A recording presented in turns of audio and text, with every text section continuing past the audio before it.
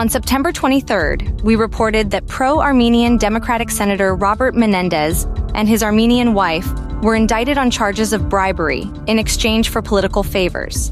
It is alleged that the Menendez couple was corrupt from at least 2018 to 2022.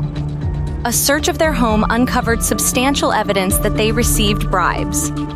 What threatens the U.S. Democrat, and who does he work for? How will the allegations against Menendez affect Turkey's relations with the U.S. and Turkey's relations with Armenia? AZfront gives an explanation. On September 22nd, Senator of the U.S. Democratic Party Robert Menendez and his Armenian wife Nadine Arslanian were charged with corruption-related offenses. During the search of their house, federal agents found $480,000 in cash, gold bars worth $155,000, and a luxury Mercedes automobile. Philip Holloway, a criminal defense attorney and former assistant of Menendez, stated, "This case will be very difficult, if not impossible, to defend. I think this is the end of Menendez's time in the Senate, and his days of breathing free air are likewise coming to an end."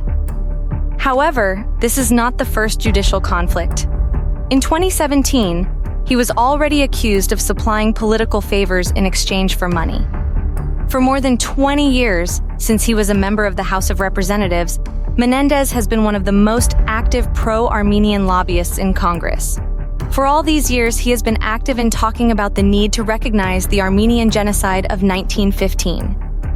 Interestingly, Menendez's Armenian wife, Nadine Arslanian, had several relatives killed in 1915. However, for many years, the American political establishment did not consider Menendez to be biased and did not notice the conflict of interest. Active pro-Armenian statements are not the only evidence of the senator's position. He not only speaks, but also takes politically motivated actions in the interests of his clients. Menendez is publicly linked to the most influential Armenian lobbying organization in the U.S., the Armenian National Committee of America, ANCA. Here's what the ANCA unashamedly points out on its website.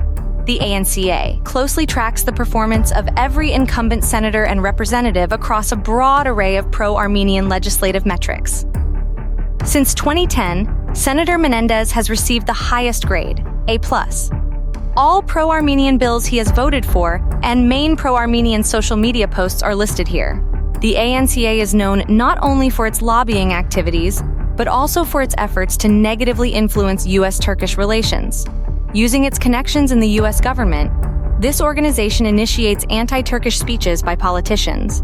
Here is a typical example with participation of Menendez. On May 31st, 2023, Reuters stated, NATO member Turkey requested in October 2021 to buy $20 billion of Lockheed Martin Corp.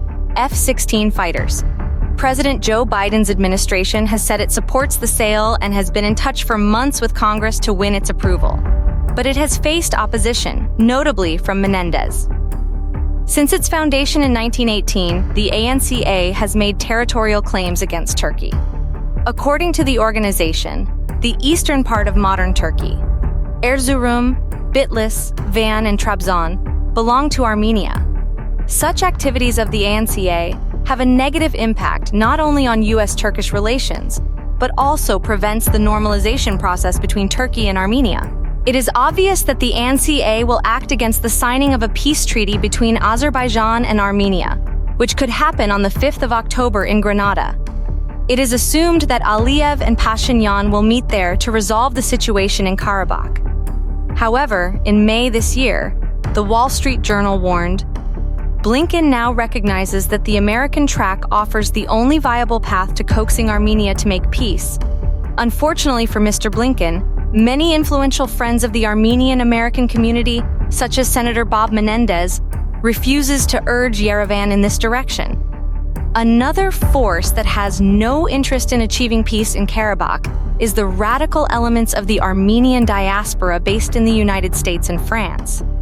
Influential foreign Armenians have promoted for years incitement to hatred against Azerbaijanis and Turks, including educational institutions, foundations, and charitable organizations that see millions of dollars through them. A real peace treaty would deprive them of all the assets they have created and devalue decades of effort. Therefore, the ANCA and other pro-Armenian forces will do everything possible to ensure that Menendez and other politicians acting on the same principle as him stay in power. Menendez is up for re-election in 2024, and the approaching judicial investigation will have a significant impact on his campaign. Several congressional Democrats, as well as the Speaker of the House of Representatives of Congress, lower chamber, Republican McCarthy, are already calling on Menendez to hand over the mandate and resign from the Senate.